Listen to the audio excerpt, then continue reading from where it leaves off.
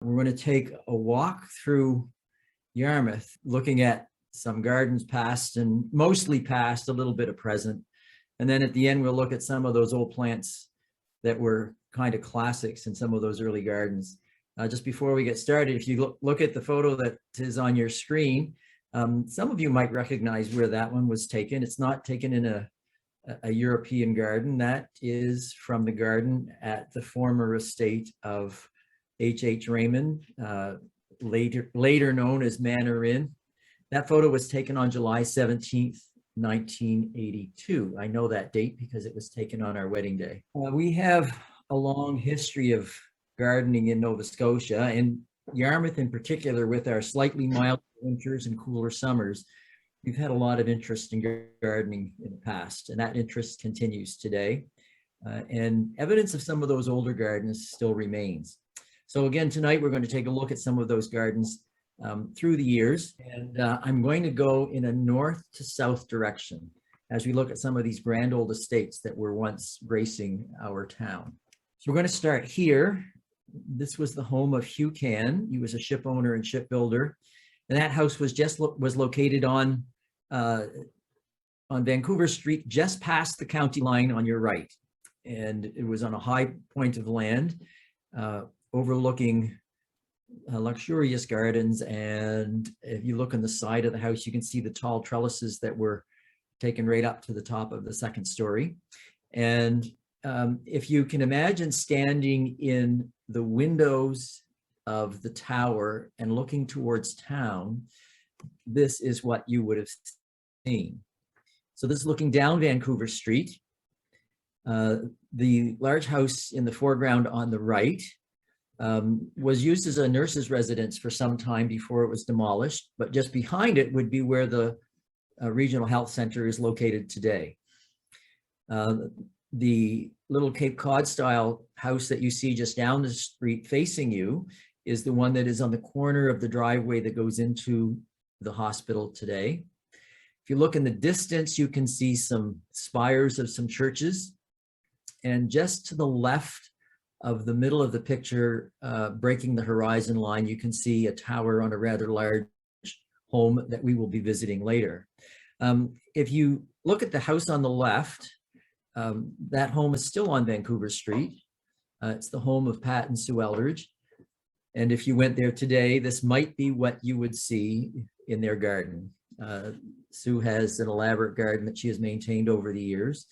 And I guess I'm proud to say that it was selected as the best garden in a small town in Canada during one of the Communities in Bloom competitions a few years ago. This one most people wouldn't recognize, but it is immediately next door to that house. And today, the only remnant of it that would give it away are the decorations over the front porch in the carved area. And if I can put a pointer on it, but I'm not sure if it's going to show. But just over the front entry, you'll see some carved decoration that remains. The outbuilding, the barn, and the L on the right, to the far right of the house, those are gone.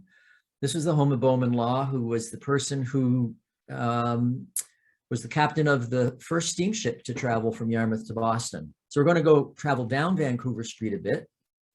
And we come to these grounds that were the home of Mr. and Mrs. W.L. Lovett.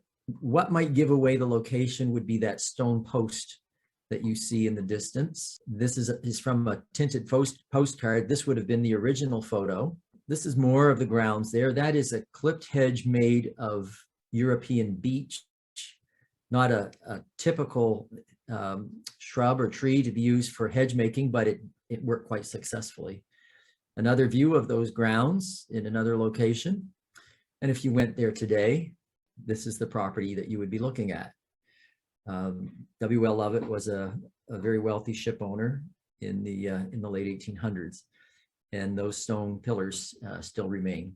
Going down the street again, we come to what was the next property, and the house on the right with the gables and the shutters was on the site of the one we just looked at. And that house was moved off its foundation, and it is currently on the corner of the Main Shore Road and Lakeside Road as you turn the corner from the hospital. And the last house was built on that site. This is a fairly early photo. I'm guessing it's about 1870, perhaps even 1869, because the very beginnings of the garden that we're about to see were in place here. So this was perhaps what became Yarmouth's best known mansion and gardens, the Kai House on Vancouver Street. So we go to the next photo. There's the house. And again, the trees and shrubbery are beginning to grow. This one's probably about 1875. You can see the house with the barn towards the back. And the hedges have begun to develop here a little more. You can still see the house above it with the shutters. Again, that's the house that was moved to the corner of the Lakeside Road. This is an interesting photo because the roof is shining. And that's because the roof was shingled with slate shingles. In front of the house, you can see a carriage with horses. And this was what became the terraced garden going down from the property just to the down street from the house and leading down to Vancouver Street. If you stand on the edge of Vancouver Street and look up that hill today, you can still see the edges of these terraces. There's another view, and I love this one because you can see the gardener in the photo holding a trowel in his hand. The barn that was in that former picture is still there on Kai Crescent. And you can see that there today, as well as the remnants of this stone wall that are in front of, or were in front of those terraced gardens. Again, this is a view of some of the grounds that were at that house. A lot of work went into clipping the hedges, and a lot of the material in the hedges was simply clipped spruce trees. Some of you may recognize this home. It was on the corner of Main Street and Walker Street. And this building still exists today, but not exactly on that site. The house was moved back from its original foundation, and it is now the main structure at Lake Lawn Motel. But it had extensive gardens, and this would have been just to going south of that home. You can see the name of the estate spelled out in the lawn. It was Lawndale. And just in front of that is a fountain. Behind that, you can see the houses that are still on Walker Street today. And when I took a really good look at this building, I realized that my barn is the barn that's in the background. If you visit that patch of green when the weather is dry, you can still see the outline of where that fountain was located. Going up Chestnut Street, we come to this property. It was the home of Thomas Killam. And the gentleman in the middle is holding a tennis racket. And it was not uncommon. You can see a tennis net actually on the right. It wasn't uncommon for a lot of these properties to have a tennis court located on site. And this is one of those. The house that you see below it is still there on the corner of Brunswick and Chestnut Street. If you recall the photo we saw earlier near the beginning, showing the house with the tower, this is that house. This house was located on Beacon Street on the site that is now Beacon Church. It was the home of Lauren Ellis Baker, who was the father of the tourism industry in the Maritimes. He was the owner of the Yarmouth Steamship Company and a donor in many ways. He donated Beacon Park to the town, and he also donated one of our early libraries to the town. This is another view of that, looking up the hill, and you can see the tennis net on the tennis court, which would be in the lower parking lot of where Beacon Church is today. And here's the view from the tower on that of that house. The houses that you see in the distance on the edge of Main Street are still there. And in the foreground, you see a planting that I believe is castor beans. They would have been a rather tropical looking plant. But this estate was planted with lovely trees and shrubs. Going up around the corner on Brunswick Street, we come to this house. Again, this house is still there. And again, you see those tall trellises that reach to the top of the second story. This was the home of Bowman B. Law. There you see it from a distance. And this lawn that you see here with the trees that are clipped and hedged in still exists pretty much as a lawn. The house is there. Actually, I think it's for sale right now. Bowen B. Law was our member of parliament. Every time he ran for an election, he got elected with a larger majority of voters. And sadly, he was the only parliamentarian that was killed in the fire that destroyed Canada's first parliament buildings in, I think it was 1917. There was at times a competition to see who might build the grander house. And J.K. Ryerson wanted to take on Thomas Killam. And so he built this home on Parade Street. You can see a carriage here in the front, elegant gate posts, and a rather interesting gazebo just there to the right. This home pretty much bankrupted J.K. Ryerson. His name stays here. Ryerson Court is named for him. And this home became the Yarmouth Academy. It was our high school for many years, and it burned in 1949. My mother would have been a student there at the time, and she said she probably ran over to blow on the fire. Gazebos are still popular today. And this is a view of a garden in Hebron, looking down towards the lake. So this was one of Yarmouth's early estates that was a lovely property. This is just on Forest Street. And I'm pleased to see that Peggy is with us tonight. And I hope you get to see some photos that will warm your heart, Peggy. So this became known as Rock Cottage. And you can see some elegant stonework there on one level of the home. It was the home of the Brown family at one time. They were active in provincial politics and later became the Rankin estate. And it was the Rankin family that was famous for planting some of the gorgeous rhododendrons that grew there. This isn't a very great photo, but I wanted to include some of these photos to give an idea of some of what once existed here on that property. Here's one of the walkways with the rhododendrons in bloom. And there's another one looking out of that walkway. Rhododendrons and azaleas were both prominent features in this particular property. Going down to Main Street, we have the home of Edward Parker. And again, this house is still there. It is located at 211 Main, and it had extensive gardens at one time as well. Again, some of these aren't great photos, but I needed to include these. This photo shows Henry Ross, who was the owner of that property. It was his parents' property, and he went away. He was a professor at Princeton, but retired here. And Henry was a great benefactor to our historical society. His photo hangs just by the desk as you go in the door. And if you ever had an opportunity to talk to Henry, you always would learn something about our history. But he was a great gardener and introduced many people to some different kinds of plants that could grow very well in this area. A lot of irises, roses, Japanese iris, astilbe, plants like that would be found in his garden. Here he is enjoying some of his roses. And he was one of the constant providers of fresh flowers for the museum in the summertime. Another view of his garden. If you want to talk water features, this probably was one of the grandest water features in Yarmouth. This was the home of N.K. Clements, again, a pioneer in the steamship trade.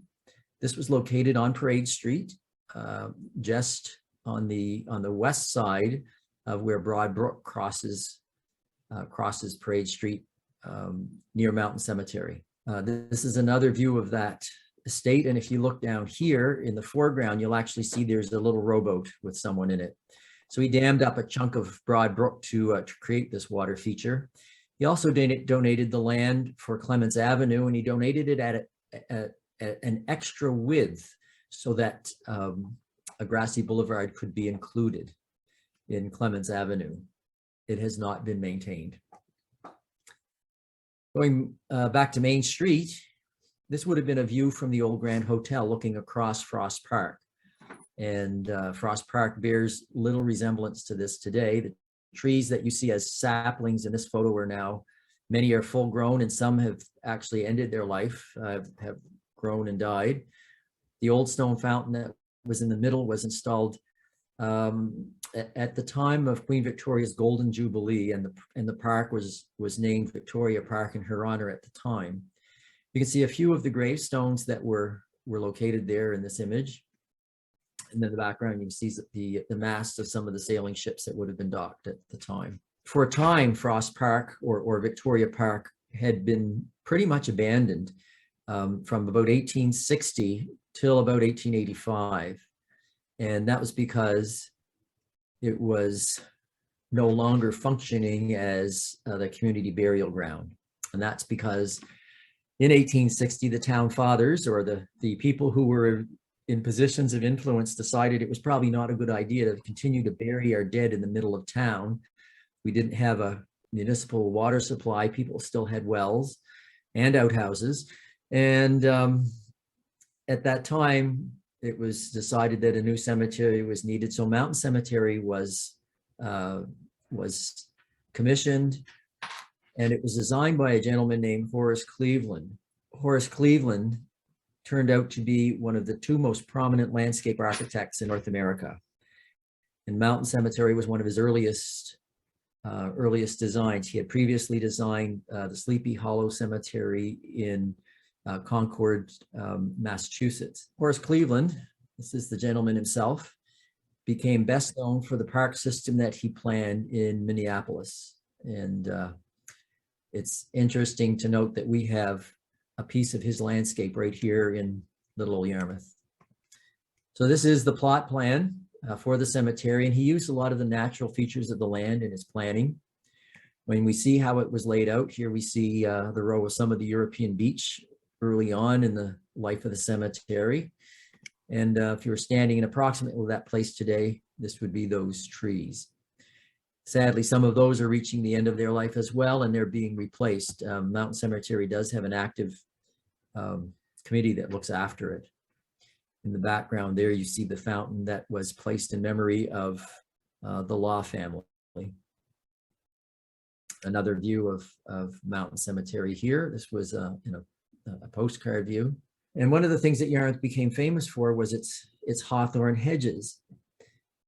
Hawthorn that's used in these is actually not a native hawthorn, but it liked it here. And as a result of that, they became naturalized, and you'll find hawthorns growing in most areas of the community, in fields and I want to say where you once had a hay field that's been allowed to go up to bushes, hawthorns are generally a part of it. This would have been one of the hedges on Main Street, almost just north of Stars Road. And one of the more elegant ones, this one would have been, if you can imagine, you would be standing on Pleasant Street looking towards Seminary Street here. The house with the mansard roof on the left is still there. The house on the right is gone, but it was became the home of Abel Cutler Robbins, again a wealthy ship owner and merchant here in Yarmouth. I love the greenhouse, the conservatory in this particular photo, and to think that someone had a structure like this on their property would be the envy of any gardener today. But he wasn't the only one. There were a number of these greenhouses or these conservatories in the town. This is the one that would have been at the Kai House that we saw earlier on Vancouver Street. And then thinking of people in their backyard gardens. And here's a lovely one that would have been on William Street. The house you see in the background is still there, as is the house where the garden is located. If we go to take a look at William Street at about this time, the garden that we were looking at would have been with this house just on this side of what is Holy Trinity Church. And that's Holy Trinity Church before the upper part of the steeple was removed. And the house that we saw in the background is the one that we see on the left. The two Gothic houses that mark that area so well, one of them is still there, the other burned a few years back. Going south further, we come to this house, the house of this was the Stoneman House. It was on the corner of Argyle and William Street. Again, a large home, elaborate hedges and gardens, and horse and carriage in the front. You can see one of the street lights here on the left. Yarmouth did have street lights that were lit by gas for many years before the arrival of electricity. This house with the tower, the cupola, and Widow's Walk on the top would have been fairly typical. And if we went out Argyle Street further, we would have come to this house, which is actually still there, the home of Thomas Murray. This is early in its life when the trees were small. And I'm guessing that might be Mr. Murray out there in the front. This would have been the back garden of that home in the 1960s. And there's an aerial view of what the garden there was like in the late 60s and 70s with a spruce hedge that provided a lot of shelter for some interesting plants that you wouldn't find in many other places. And this is that place today. It is it's the seniors' home on Argyle Street. Not all of the gardens were for flowers or hedges. This is the vegetable garden behind what was the home of Staley Brown on Vancouver Street. It was the bed and breakfast that was operated by Gil and Esther Dares for many years, and now Dr. Murphy lives there with his family. But none of the trees that are there now are visible in this photo. This is an early one, about 1876. And this is one of my favorite photos, showing some of the backyard gardens. If you take a good look at it, you might recognize one or two of the buildings in it. I love the fenced in field with the haystacks in it. And then behind that, you have the fenced in vegetable garden with the rows of staked either peas or beans, very orderly. The house that is beside that field is still there. And this is before the round tower was added at the front. So this would be looking towards Parade Street. And the house just above it is the Guest Lovett house that's on Parade Street. In the background, on the left, you see what was the Yarmouth Seminary, the elementary school at the time. And you see a couple of the houses that were located on the upper end of Collins Street, but many of the other houses haven't been constructed yet. Another interesting feature in this photo, though, in the foreground, you can see many gravestones. And this would be the gravestone, or what would have been the cemetery behind what is now our public library. And that's because this photo was taken from the steeple of what was the old Zion Church prior to the building of New Zion in 1892. So we know that it predates that period, but a really interesting photo. So some of the plants we would have found in many of those gardens, common plants still today, the good old daylily, which Yarmouth has adopted as its official flower. People refer to this old hardy one as a ditch lily, but it's one of those lilies that shows up often after houses are gone, but the plants remain. Rambling roses, the Dorothy Perkins rose, that is a well-established rose in this community, and you'll find large examples of it growing in many places. One of the interesting places is along the page wire fence near the bulk oil plant on Prospect Street. This one you won't find as often, but there were two of these in Yarmouth, the Golden Rose of China. It's a single yellow rose, absolutely beautiful in color. There was one in the Henry Ross garden that we noted earlier, and there was one in the garden that belonged to the Hilda Allen property, which is where Ocean Blue Music is today. And sadly, that one is no longer there. There's a parking lot in its place. The rose here in the foreground is another one that was common, an American pillar, single rose with brilliant, almost obnoxious red-pink blossoms with petals fading from that bright color to a white center. And then there's a red rambler towards the left. This is another rose that was found in a number of locations in Yarmouth. It's called Goldfinch.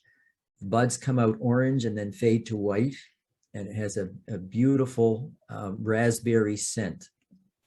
There was one of these at the property in the Collins Street parking lot that was just removed a few years ago.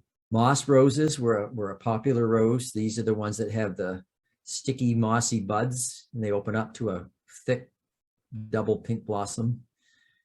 Sweetbriar, single rose, but it'll grow as a rather large shrub. Almost looks like a wild rose, and the leaves have a scent that is I want to say almost an evergreen kind of scent. This one is a Russell Cottage or Russelliana, and it's a rose that's interesting because the buds and the blossoms can be any shade from pale pink to a mauve color.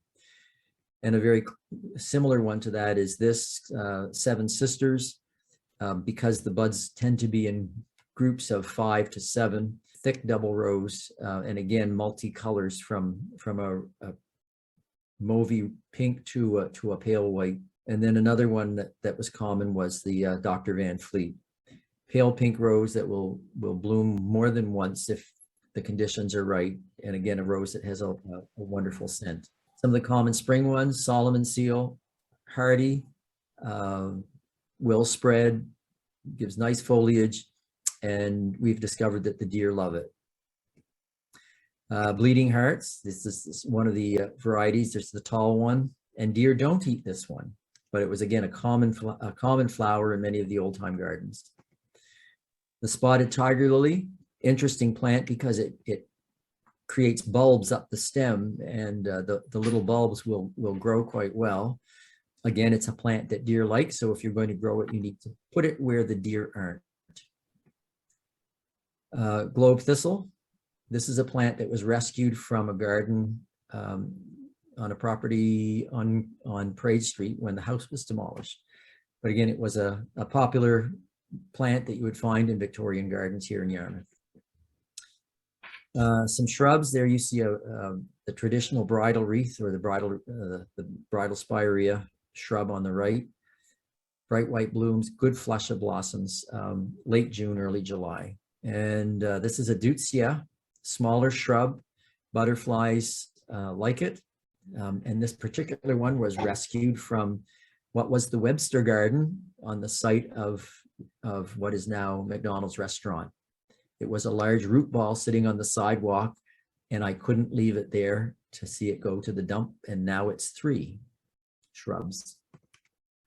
Japanese iris were brought to Yarmouth by many of our captains, and these came from Captain Ladd's garden on Elm Street, and beautiful color and shape with these plants, and quite a variety of color. Everything from white to this purple color to a pale blue, dark blue, and then even a dark indigo. Phlox again was a common one. Late summer, various colors. Hollyhocks were a popular foundation planting in a lot of the homes that you might have found. It's a biennial, tends to be a biennial, so the seeds from one year won't bloom for 2 years. So you need to baby the seedlings along the first year that they sprout, and make sure you continue to get seeds year after year. Mallow spreads, but again, it was a common plant with many of our early gardens. This one came from Captain Hilton's garden on Baker Street. A popular plant for ground cover and shady areas was vinca or periwinkle. A nice plant for areas that are problems where you have a lot of shade. It will grow quite well, and also will do quite well covering ground under a hedge. And then some of our spring shrubs. Here you see laburnum. It was a popular plant in many old Yarmouth gardens. A rhododendron, and then the snowball bush is the viburnum on the right-hand side. And this particular year, all 3 were blooming at the same time. So we get a nice shot of all of them. I mentioned the hawthorn hedges, and then it became popular to try to find colors in hawthorn. And so we did have a number of red hawthorns that grew in different locations in town.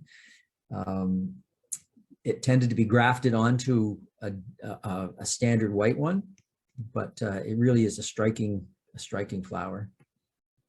Here you see another example of a double red hawthorn. And then we had some of our trees. So our horse chestnut trees were noted for here. Prolific bloom, end of May, early June, producing large quantities of chestnuts that the deer actually absolutely love. And we are now getting seedlings from our early plantings that are growing up and taking the place of those old trees that are coming towards the end of their lives. An interesting plant that shows up in some places is this one. The name that it often goes by is the devil's walking stick. The new shoots can have significant thorns on them. It's a late bloomer, so you'll get these fluffy white blossoms late in the year. That's actually an Aurelia. There are some of these, and one of them showed up in the photo of Rock Cottage early on. So there would have been one of these growing there. And I know there's also one still growing on Prospect Street, and there's another example of this growing on the Wyman Road. And I'm going to finish up with this photo of a copper beech.